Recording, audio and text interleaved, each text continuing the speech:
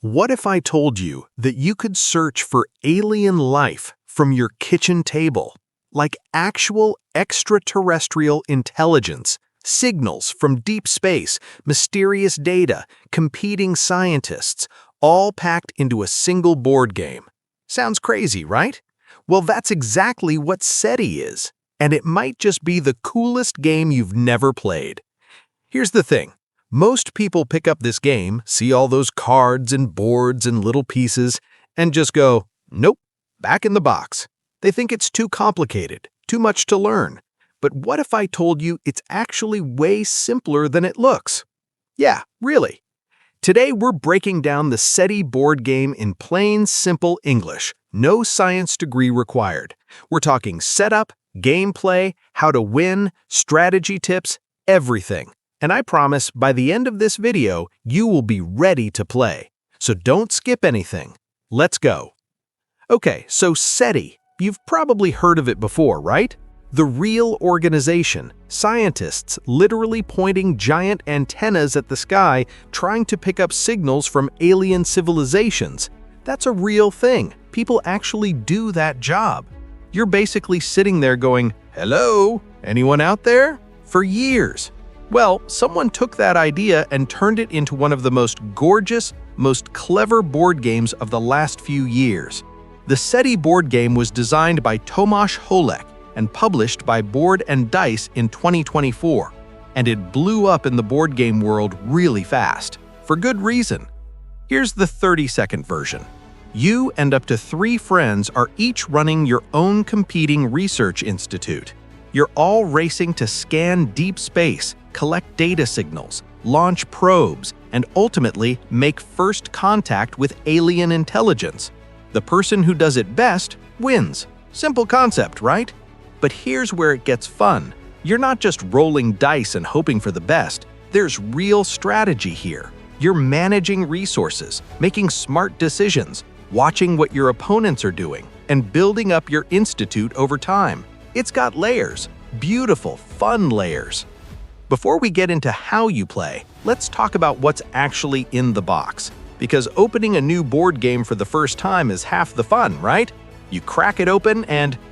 Okay, I'm not gonna lie, there is a lot of stuff in there, but don't panic. First, you've got the big central game board. This is your space map. It shows different sectors of the galaxy you're going to be scanning. Then you've got individual player boards, one for each player representing your own research institute. This is where you track your resources, your progress, and your upgrades. Then there are cards, lots of cards, signal cards, event cards, technology cards. You've also got tokens, little resource markers, and some really nice-looking plastic pieces representing your antennas and probes. And of course, there's a rulebook. Which, yeah, it's a little chunky, but that's why you're watching this, right? Hey, real quick, if this is your first time here, welcome. This channel is all about breaking down how games work. Board games, card games, party games, in the most simple, easy-to-understand way possible. No confusing rulebook talk, just friendly explanations. Smash that subscribe button and hit like. Seriously, it helps a ton. Okay, back to SETI. Alright, let's set this bad boy up. Setting up SETI takes maybe 10 to 15 minutes your first time, but once you've done it once or twice, you can knock it out in about 5. Here's what you do. First, put the main game board in the center of the table. Next, each player picks a research institute. There are 4 different institutes and each one has slightly different special abilities, kind of like picking a character in a video game. Some are better at gathering data fast, some at building technology, some at scanning wide areas of space. Pick whatever sounds fun. Each player takes their institute's player board, sets it in front of them, and places starting resources in the right spots. The rulebook has a nice setup diagram that makes this pretty painless. Then shuffle the signal cards, technology cards, and place the event cards out in order, and you're basically ready. Now, resources. This is super important. Pay attention here. In SETI, you need resources to do basically everything. Think of them like money, energy, and brain power all rolled into one game. There are 3 main types, and balancing them is kind of the whole deal. First, Energy. This powers your antennas. No energy, no scanning. Simple. Second, data. This is what you collect when you scan space. It represents all the signals you're picking up. Third, funding. This is basically your money. You use it to buy upgrades and expand your institute's capabilities. The trick is balancing all three. You don't want to run out of energy and be stuck. You don't want to hoard funding and never upgrade. It's a juggling act, a really fun juggling act. And honestly, learning that balance is what separates good players from great ones. Okay, how do you actually take a turn? This is the heart of the game, and once you get it, everything clicks.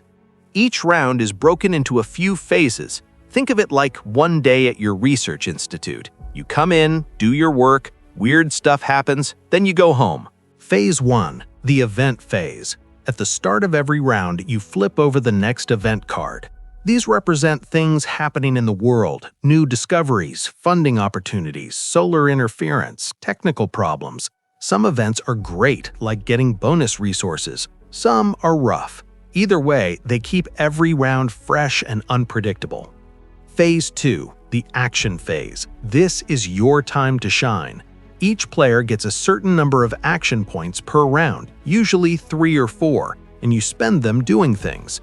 The main actions are scanning space, analyzing data, upgrading tech, launching probes, or collecting more resources. And here's the key thing. You're always making trade-off decisions.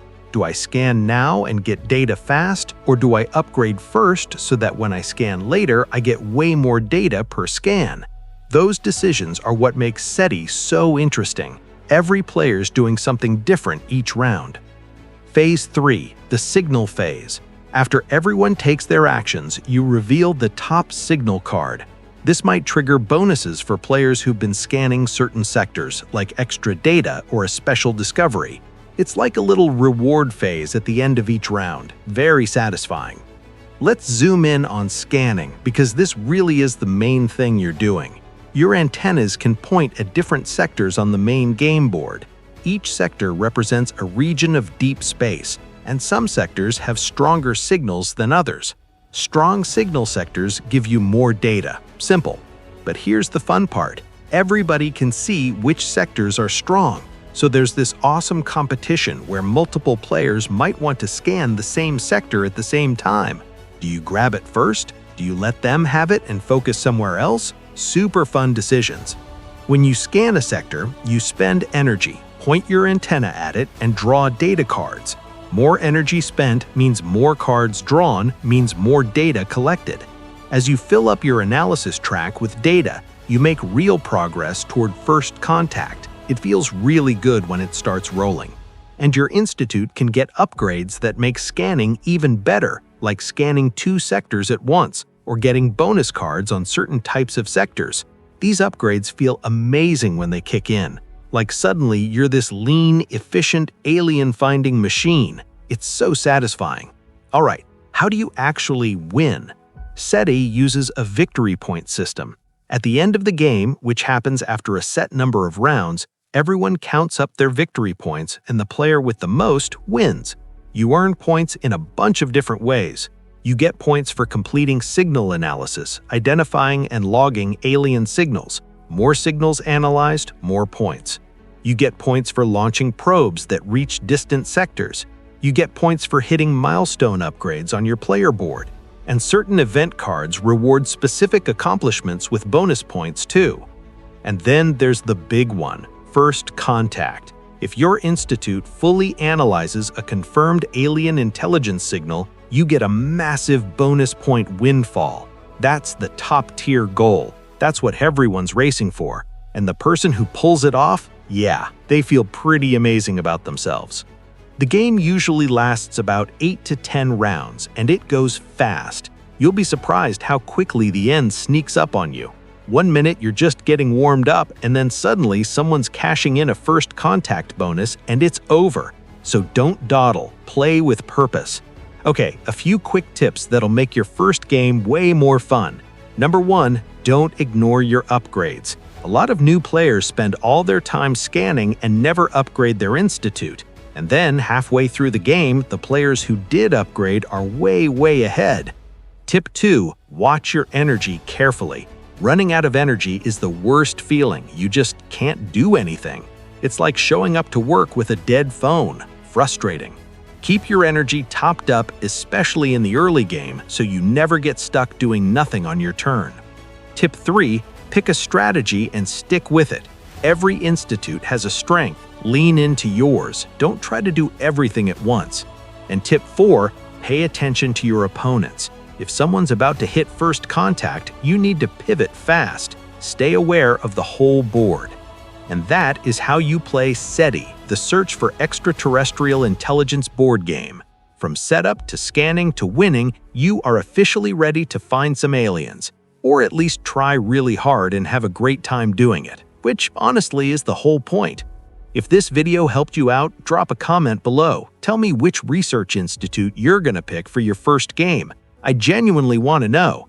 And if you've already played SETI, share your experience. Did you make first contact? Did someone come from behind and steal the win? Tell me everything.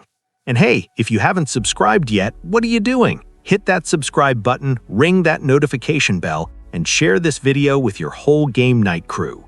The more people who watch, the less time you spend explaining rules, and the more time you spend actually playing. Win-win.